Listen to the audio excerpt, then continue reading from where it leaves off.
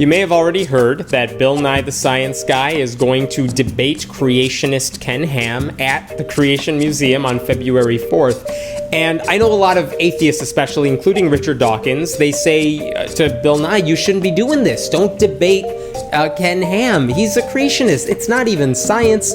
And by participating in the debate, you're giving some sort of credibility, as if there is some sort of debate. You're giving some sort of credibility to creationism. And there really shouldn't be a debate at all.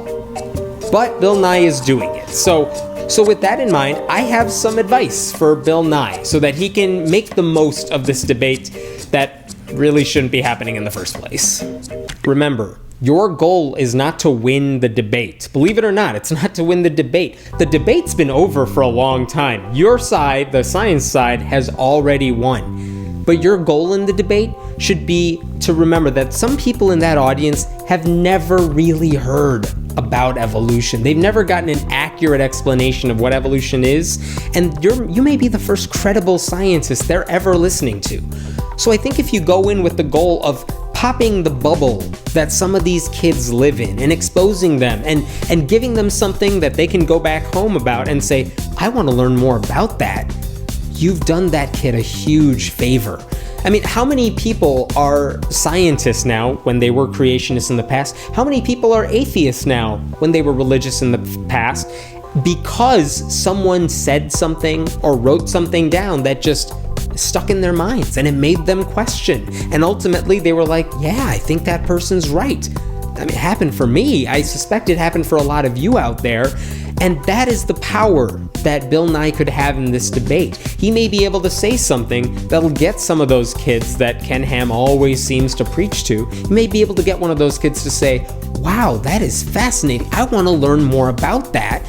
And you know what? I don't think I'm going to do it with Ken Ham's materials. I actually want to know what you have to say about it. I want to know what other scientists say about it. So even mentioning the names of some credible scientists who have said things that you would never hear in the Creation Museum, it'll give them something to latch onto, something for them to look up in the future, maybe when their parents are not watching them.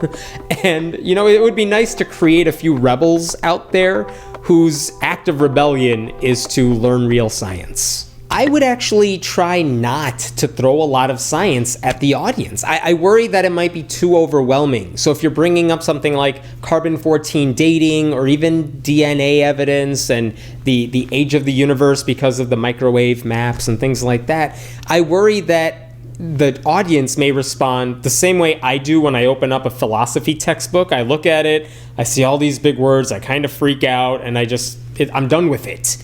And you don't want to scare the audience. And unfortunately, how do you have a conversation about creationism or evolution? It begins and ends with the science.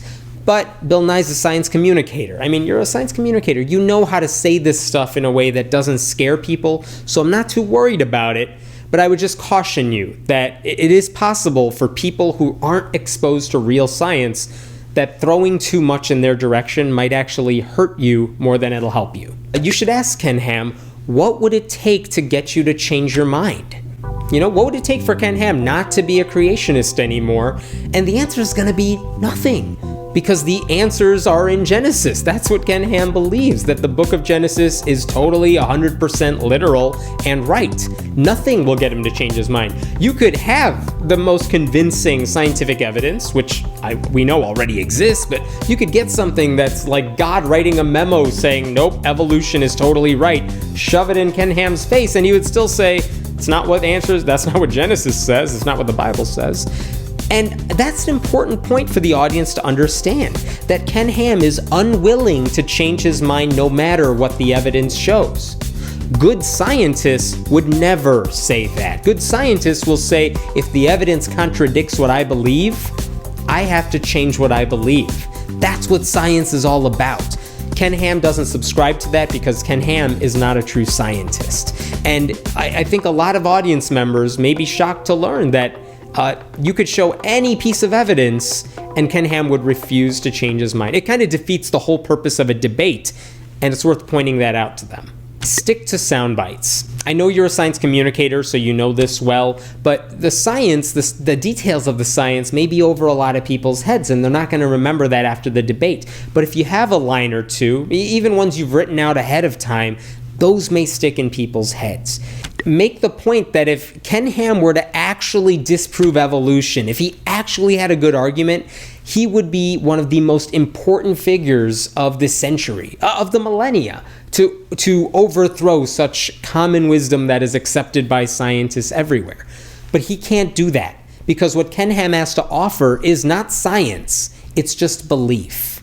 Make the point that many Christians around the country and around the world, they have no problem reconciling their belief in God and what the Bible says with evolution, and they accept it fully, and they have no problem merging those two together. I know a lot of atheists like myself see that as a bit of a contradiction, but the fact remains there are a lot of Christians out there who do accept evolution. And if you are in the audience, isn't it worth your while to figure out how so many of these Christians can reconcile those two worlds? You can talk about evidence all you want, but I think you got to realize that for a lot of creationists that are in the audience, and even Ken Ham, it's just going to go in one ear and out the other. And like I said, you don't want to bombard them with science, but realize that a lot of those points are just going to go out the window. So it's important that you know exactly what Ken Ham's arguments are going to be, and you have good rebuttals for them already prepared. Were you there? Yes, because there is here. Things that happened in the past leave traces of themselves in the present, and that's how we can figure out what happened. Were you there? Yes, I was there. And if you don't believe me, well, can you prove it? Were you there to prove that I wasn't there? Were you there? No, I wasn't. But were you there? No, I wasn't there. But I do know someone who was there, and he always tells the truth, and he left us the record of the truth in a book, and that's the Bible, and that's how we know what happened. So what you're telling me is the best evidence you have is hearsay and eyewitness testimony. That's pretty pathetic. Remember that even if creationists like Ken Ham try to dismiss the fossil record for whatever reason, and they talk about all the gaps in the fossil record, it really doesn't matter, because evidence is supported by so many different fields of science, whether it's anatomy or biology or geology, that even if they knock one down, there's like 4 other branches of science that support it. It's a big game of whack-a-mole, and no matter what Ken Ham tries to slam down, there's all this other stuff coming right up. So he won't be able to destroy it. Just remember that. Try not to laugh every time Ken Ham opens his mouth. It'll make you look a lot better. You may want to bring some protective mittens or gloves with you. I know the debate's indoors, but I anticipate you're going to be doing a lot of this, and that might hurt after a while, so get some protective padding there. Challenge Ken Ham to a different debate after this one is over. Maybe the next time you guys can debate, the stork theory of reproduction. My name is Hemant Mehta, and I write at friendlyatheist.com. Please leave a message in the comments, and we'll be sure to check it out.